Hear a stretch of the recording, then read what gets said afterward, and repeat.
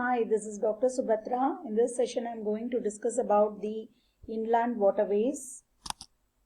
So what is an inland waterway? It is a water body like river, tidal riverine, canals, brooks, which are very wide and deep enough to be used for the inland navigation. They are called as an inland waterway. The authorities for the inland waterways are Inland Waterway Authority of India under Ministry of Shipping. It is a body which undertakes the development and maintenance of all the inland waterways in India. The rules and regulations are all framed by this Inland Waterway Authority of India. The government organization which carries out the operations is Central Inland Waterway Transport Corporation.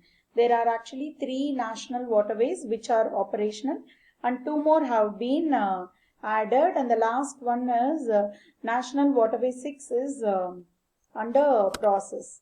See here in our country, this is National Waterway 1 in River Ganga, and in Brahmaputra here it is National Waterway 2, and 5 is the East Coast Canal, and this 4th one is in the Buckingham Canal connecting these regions.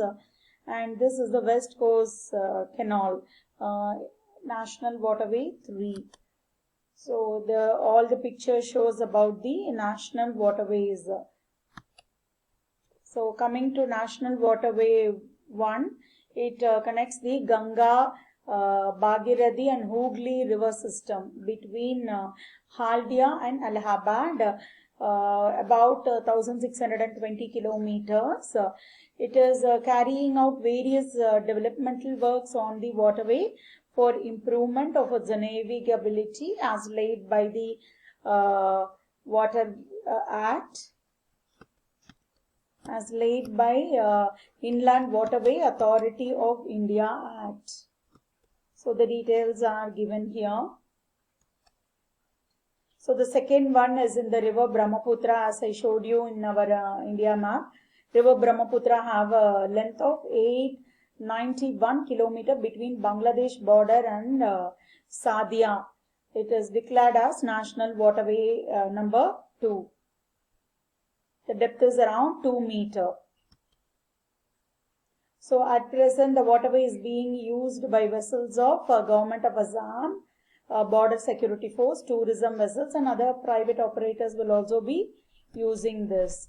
So this is the picture showing NW2, this blue color portion which is going throughout the Assam. Then the third one is located in Kerala.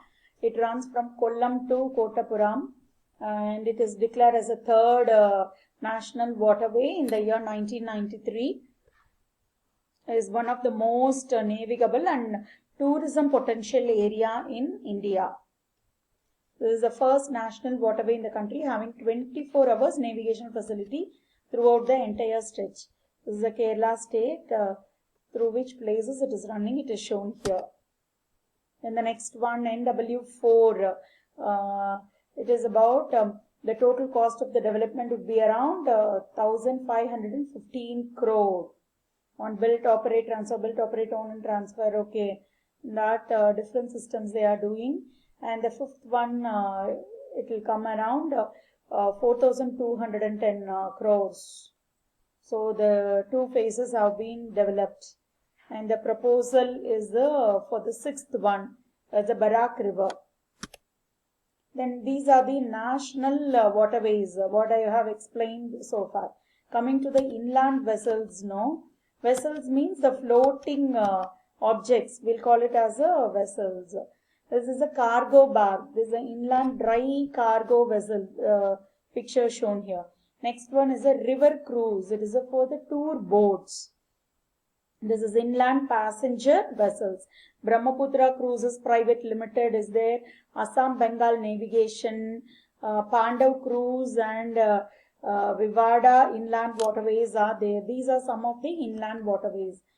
Then coming to the inland tankers, the picture shown here is a tanker. This is a tank barge. The next one is the inland tugs. The pusher tugs are there, tow boats, river tugs, inland registered tugs can also come under this inland tugs. Then the next one is the special purpose vehicles. It is for the water boat, pontoons, dredges, hydrographic surveying purpose vehicle. Special purpose vehicles will also come under this. All these contents I have taken from the SlideShare link shown here. Thank you.